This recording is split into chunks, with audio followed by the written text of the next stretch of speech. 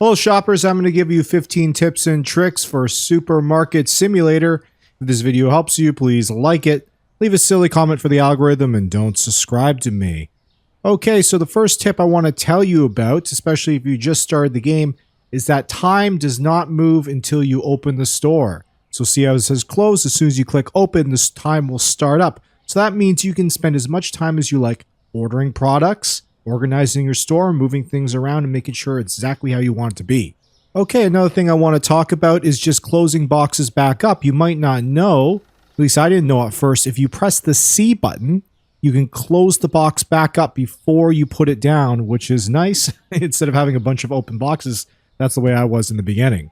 Okay, another thing I want to show is that you can actually auto stock. So what I do is actually, instead of clicking, a lot of people just click, click, click. You can actually hold down the button and it will stock everything out of the box without you having to constantly click. Just hold it down. That's all I'm doing now, just holding.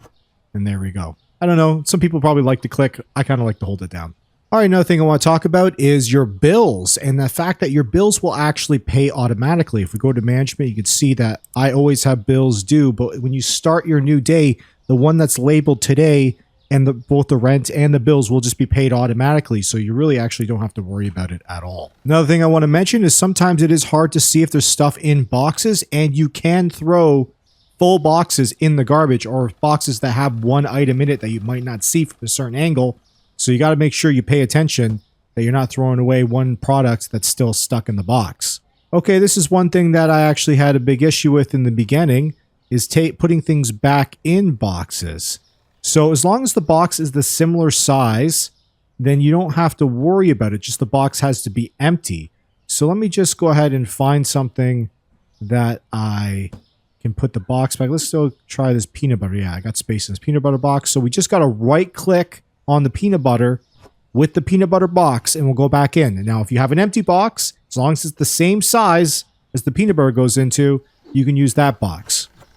Okay, the next thing I want to talk about is putting money back in the register. I have 2 hired employees right now, so I can't really show you it, but when you click on the money and you accidentally click on an amount that you don't want, all you have to do is right click on the same money. Right click on the money. So left click on it to take it out, right click it to put it back in. Don't click on it when it's on the table. You click on it in the register and it'll go back in the register. Took me a long time to figure that one out. Next thing I want to talk about is storage. So storage is unlocked here in management and storage. Now keep in mind, you need to unlock section level 3 before the door unlocks. This door will say locked at first. It costs $800 just to unlock the storage section in the computer. And then another $800 and then nothing happens. Then $1,200 and then once you pay the $1,200, the door will finally open and you can come in here and put your racks down. Once you have storage, it's really cool to use because you can organize all the stuff you're buying, and especially when you buy a lot of stuff on sale. And when you have it here, you'll have employees. Once you hire your employees, they'll come and take it from here and stock your shelves automatically. Another thing I want to talk about is loans and not to be afraid to take one. So you can go over here and where's loans again? Bank, yeah. So you can go to get any one of these loans. You'll pay this daily amount every day back to the loan. It'll show you what you're paying back in return, so how much you're really losing by taking out the loans. It's $100, but if it's dependent on buying something, if you really need that $700 or that $2,000, it's not that bad. You know, don't take a loan out if you really can't afford it, but you shouldn't be too scared of it. Okay, and then you'll see your payments to pay back right here. Oh, there's 3 days past due. And you have to pay it myself. I thought it pays automatically. I'm pretty sure it just pays automatically. Oh, so you got the late payment. I didn't even actually know this. Make sure you pay your bills on time. Your other stuff doesn't matter. The, what's it called? Your management and your bills don't matter. They will pay automatically, but I guess your loans actually do not. So make sure you go to payments and pay them off. Another thing I want to talk about is buying stock on sale.